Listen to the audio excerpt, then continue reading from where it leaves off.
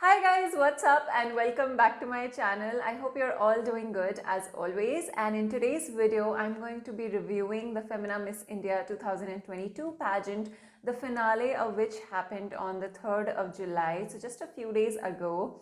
Conquer for one has had an incredible result which I'm super proud of, and in today's video I'm going to be not just talking about and reviewing the answers given by the top 5 contestants, but I'm also going to be discussing what an opening statement is, something that was a new addition to the Femina Miss India format, this time mainly inspired by the Diva pageant from last year. So that was a really interesting thing to see in the finale this time, and I'm also going to be discussing the answers given by the top 5 contestants. And not just that, for I suppose the very first time there's a bonus segment in this video, which means that not only am I going to be discussing their answers but also suggesting the answers that I would have given. And I've made my own very detailed notes. I'm going to be giving you a lot of suggestions as to how you could have answered the question better. The finale telecast is yet to come out on the 17th. I'm not sure whether this video will be out by then or not. So I don't have the exact word-to-word answer of the contestants given, but I do vaguely remember as to what they had said as I watched the finale and tried to get glimpses of the live version of the finale as much as I could from pageant pages. Guys, thank you so much for posting the stories and everyone who was posting pictures and videos from the finale. It was such a relief to be able to see what's going on, and let's just hope that in the future they do a live stream of the finale just like every other country's pageant does. First things first, I gotta talk about the production value of the Femina Miss India finale this time. I think they just keep getting better and better, and this time the finale was hosted at the Geo World Convention Center, the same place where Harnaz's homecoming in the beautiful chariot had happened. For the finale to be taking place, it made so much sense. And I'm just very happy that the contestants got to perform at such a grand location. Kudos to the Femina organization for just making it a wonderful event overall. The judges this time for the finale were also really interesting figures, Malaika Arora being one of them, and we had a lot of pageant related judges, and we also had the captain of the female cricket team. So I thought overall we had a good mix of designers, of sports people, of Malaika Arora, who's been judging for years now and also hosting at a couple of editions. And so I was really happy to see the jury panel of the pageant this time. Now, like I mentioned, one of the things that was new in this time's format was the opening statement. And this is something I think the contestants were also told pretty last minute after their interviews. And so just like Diva, Femina Miss India introduced the opening statement round this time for the top 10 contestants. Now when it comes to the opening statement round, a lot of the times both contestants and viewers and aspirants can be quite confused as to what is exactly the brief for the opening statement, what are you really supposed to say. And so to give you a little clarification about that, the opening statement had a time limit of 45 seconds as far as I remember. And in this particular duration, each contestant has to come forward and give an introduction of themselves in a way that tells their life story. And you have to remember that in this particular round, you don't have to talk about your beauty with a purpose or what your advocacy is when it comes to your introduction part, which is something you may have done back in your audition introduction or your interview introduction. And so in this one, you just have to hit the brief by showcasing what your storyline is.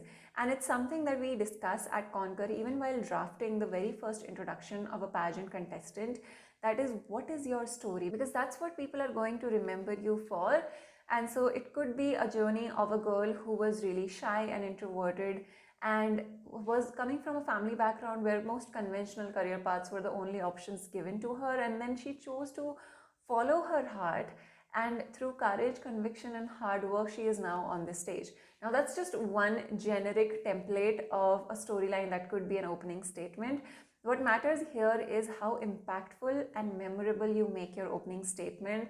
And so there are a lot of techniques such as the rule of threes and other such public speaking techniques which I do teach to my contestants as to how do you make your opening statement sound like it is so impactful, even though the substance and the content of your story is may or may not be the most unique, but the choice of words and, public speaking strategies, the power of speaking like a powerful leader.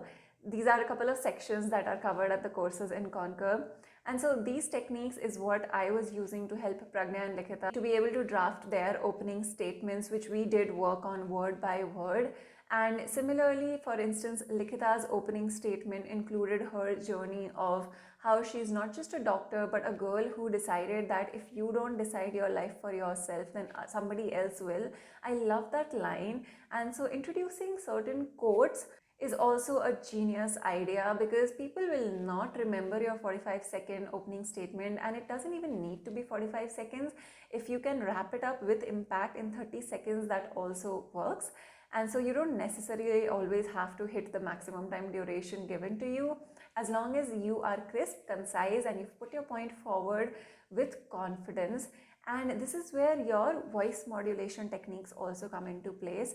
If I recall Harnaz's opening statement at Miss Diva last year, her stance, her posture, the power in her voice, and the conviction with which she spoke about her story and how she emerged like a phoenix. So you see that voice modulation that she did there, it still gives me chills, it still gives me goosebumps. And these are some of the public speaking techniques that are taught during pageant grooming courses, for instance. And so your voice cannot be timid. You cannot sound too soft spoken in your opening statement. And there are just a bunch of other things that we can talk about probably another day.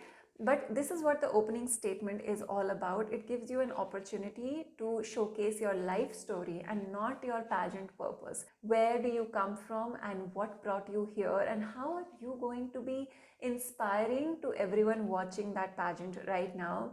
That is what the judges are looking for in that particular moment. If you're a pageant aspirant and you want to be prepared for your upcoming pageant, which may have an opening statement round, then do go through YouTube videos of the past pageant finales and go through everyone's opening statements, not just national pageants, but also international pageants, because it will give you such a clear idea of what an opening statement really is about. And also notice the winning contestant's opening statement so that you understand which one was the most appropriate. Now coming to the top 5 Q&A, the first question was asked to Gargi Nandi, who is Miss India Meghalaya 2022. And the question given to her was, has social media increased the need for validation? Explain. Social media and its relevance and its pros and cons is a very important and relevant topic to pageant interviews and pageant onstage Q&A in general. So if you're a pageant aspirant, make sure that you have certain opinions and good phrases and keywords to be able to give answers related to this particular topic. And while I don't remember Gargi's answer word to word, but in my personal opinion, it did feel very predictable, and that's what you don't want to do when it comes to your onstage answers, because the question is not that tricky. And so if you say yes, social media has increased the need for validation, and we need to remember that social media is only someone's highlights and not their lows, and that is not the entire picture. If this is an answer, to me it would sound like the most conventional and obvious answer, and so that is how it didn't create impact, and it definitely wasn't inspiring. Now, to give you an example, like I talked about the bonus segment of this video, I wrote, yes, it has had that effect. That is, social media has increased the need for validation, but more and more of us are now aware of the consequences of social media. So in this particular first sentence, this is a technique to balance out your answers, which means that when you're about to talk about the cons of something or the pros of something or any flip side of what you're about to say, because social media or a lot of other such topics are some things that will always have both pros and cons. So taking a very extremist answer is not obviously the smartest approach, and you know in your heart that you won't be able to defend it. And so if you want someone to believe the flip side of what you're about to say, then you need to show the maturity and the awareness that the first part of your answer is true. Automatically the viewers will want to believe the second part of your answer. So while I said, yes, social media has increased the need for validation, people believe that. And so what I'm about to say after but also becomes very believable. But more and more of us are aware of the consequences. What was initially a tool to connect has led to a lot of disconnect. If you see, we're just doing a wordplay on the words connect and disconnect, and so that part of the answer makes it very easy for the viewers and the audience to remember our answer. So they understand, yes, it connects but also disconnects. Or you could say, the more we are connecting on social media, the more we are disconnecting from ourselves. This particular statement, again, that flip side wordplay, and will touch a chord with everyone in the audience. And now obviously there needs to be an inspiring part to your answer, because the judges did not ask you this question to know the most obvious thing. They know that social media has two sides and it has both pros and cons. So how are you going to make your answer inspiring? So this is where I'm going to implement the rules of three. And so each of us should follow the 3 E's on social media: engage, enlighten, encourage, and especially just be yourself. Social media is a community effort where everyone can be an asset. So this is a part of my notes for this question, and if you remember the 3 E's, if you just said that on stage as an answer, there is no way people are going to forget your answer. The 3 E's of social media said by so and so contestant will make news headlines. It will just register forever in the judge's mind, in the audience's mind, and regardless of whether or not you win the pageant, your answer will be spoken about for the next couple of months and years to come, because this is very similar to Harnaz's answer, where she used the rhyming combination of words such as prevent and protect, then repent and repair. So now I don't remember the first half of her answer or anything else in her answer, but this is all I remember. It's because it rhymed.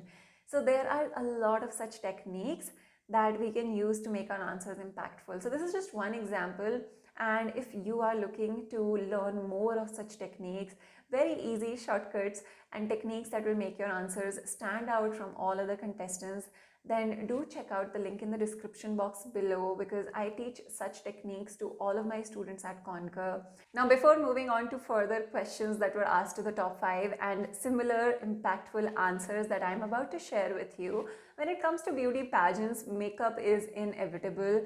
But then I've heard from a lot of aspirants that at times not everybody is comfortable with applying makeup, or maybe they're just not used to it. So if you're someone who shies away from putting makeup and is worried that makeup might ruin or damage your skin in the long term, I have good news for you. Now, you don't need to worry about harmful chemicals in makeup ruining your skin, because Mamaearth has come out with these incredible range of products called the Glow Serum Foundation and the Glow Oil Control Compact. The Glow Serum Foundation is no joke, because you guys can see how my skin glows with this foundation on, and it has the right amount of coverage. You can build it up with layers, and the best part is it has no harmful chemicals. It guarantees a 2 times instant glow, which I can vouch for. I've been using this foundation for about 2 months now, and this has become the only foundation that I want to use now. Both the compact and foundation are crafted with vitamin C and turmeric, which not just gives you a glowy finish from within, but also does wonders for your skin. And it also stays up to 12 hours long, which makes it perfect for long shoot days. And you don't have to worry about your skin or using it on a daily basis, because these products are Made Safe certified, which means that they have no toxins and no chemicals. Well, the Glow Serum Foundation has become an essential in my makeup kit. The compact formula is also amazing. It is talc free, which is incredible because talc does damage your skin, and the compact also has an SPF of 30, which makes it perfect for the summer season. If you are interested in checking out these incredible products, then you can find them on Amazon, Nykaa and Purple, and also on the Mamaearth website and also their official app, where you can use Nikita T 2022 to get 20% off. And that's not all. Mamaearth also has a plant goodness initiative, which means that every time you buy from them, they're going to link your order to a tree that they plant, and by 2025 Mamaearth aims to plant 1 million trees as a part of this initiative. And they're also a plant goodness, and they're also a plastic positive brand, which means that they recycle more plastic than they use. The next question that was asked was to Rubal Shekhawat, Miss India Rajasthan 2022, who also ended up being the first runner-up. And the question asked to her was, do you think gender equality exists in today's time? Now, this question actually at first reminded me of the question that was asked to Shivani Jadhav back in 2019, and her question was more about feminism. I don't remember the exact question, But Rubal's answer was very good. Again, I don't remember the word to word answer. We will have to wait for the telecast. But I remember hearing her answer and definitely expecting her in top 3. Now, when it comes to how I would have answered this question and my suggestions on it, so my notes have, although India has achieved gender parity at the primary education level, if you see again here, we're using the balancing technique, right? Because we have to acknowledge that even if we have not hit the mark or achieved gender equality everywhere, we have come a long way. We still have a long way to go, because we do. There's a lot of work left to be done. When it comes to gender equality in today's times, the good news is that we don't have to start from scratch. So you have to keep your answers a little on the bright side and have a positive tone to it, because you don't want your answer, especially on stage, to become dark and gloomy. And that's just not the title holder vibe that a pageant judge would appear to look for. So that's how you have to make sure that your answer doesn't become so serious and sad that it brings down the overall mood. Another line that you could have included, or anybody for that matter could have included in this answer, is Gloria Steinem's quote, which is, "We've begun to raise our daughters more like sons, but very few have the courage to raise our sons more like our daughters." If someone had put in this additional quote in their answer, that would in one line emphasize and portray the direction in which we all need to go. Yes, women are taking more and more charge of their destiny. They are foraying into professions and vocations where women did not really step into before. However, gender equality requires men to be a part of that movement, and for that reason, this quote needs to be inserted into the answer. The next question that was asked to Shanata was, "Women are frequently at the receiving end of body shaming and merciless trolling. What is the message you would like to give to these women?" Whenever in a pageant you are asked to answer questions in a way where you have to address the victim of, say, domestic abuse, which was the case for Miss Universe Peru back in 2019 or 20, I believe. Similarly, Shanata was faced with a question where she had to address the victim of body shaming. In this type of question, always answer as if you are directly addressing the victim. Although I absolutely loved Shanata's answer, and in my opinion, it was the best answer in the top 5. She did not end up winning because obviously the entire pageant performance is taken into consideration. However, I loved that she gave it a personal touch, and she said that it often comes from the people closest to us. And I think that did strike a chord with everyone listening and watching at that moment. My further suggestions on top of that would be to love your body through all your phases. And this is the message that we are giving to the person who has gone through body shaming. Love your body through all of its phases. Want to be better, but don't be ashamed of your body. It's supported you every day. In fact, it's taken you through a pandemic. I think going through the pandemic, each one of us should be grateful for our bodies for keeping us alive in the middle of such difficult times. And so the size of your body, the color of your skin, nothing matters as long as you are healthy and you are able to survive, and that's what is supporting you. And another addition to the answer could have been, when you realize that you're not alone, including the people that you may think are flawless, everybody has their own insecurities, then you will start to live with the way you are. And so that's the direction in which I would have wanted that answer to go again towards the end, only because you need to be inspiring as well through your answer. That is why questions are being asked to you. If the question, on the other hand, had been about what would you say to the people who body shame other people, then again I have a quote for that which says, "You don't encourage people to take care of their body by telling them to hate it." This is said by Lassie Green. And so the more you read books on women empowerment and body shaming and accepting your flaws, the more ideas and suggestions you would have for your own pageant answer. And the last question that was asked to Pragnya in the top 5 was, "What do you believe in, karma or destiny, and why?" Now, whenever a question is asking you to choose between A or B, my personal suggestion is to always make a choice. Choose one and then support your answer strongly with that particular choice that you've made, and do not say "I choose both." My personal suggestion was choose one, and there are so many quotes on karma and destiny, and I understand how it's tricky because they are both interlinked. So quotes that you could have used to make your answer stand out is karma means that you can change your destiny and not simply be ruled by it. And hence I choose karma because I am the maker of my own destiny. That could have been an answer. And in this particular case, you chose karma. The other quote that could have been used is destiny or karma depends upon what you have done about what you are aware of. And so the doing and the action is what matters in the end, and hence I choose karma. And so these are my suggestions for the top 5 Q&A.